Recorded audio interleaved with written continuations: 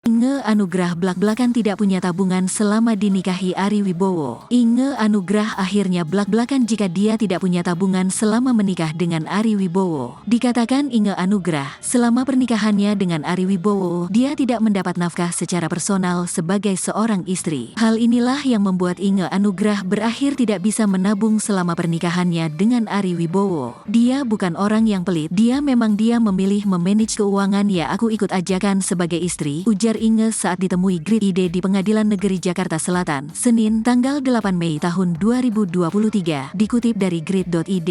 Namun uang yang diberikan Ari Wibowo padanya adalah untuk kebutuhan keluarga. Menurut Inge Anugrah, Ari Wibowo selalu memenuhi kebutuhan keluarga dan anak-anak dan itu selalu ada.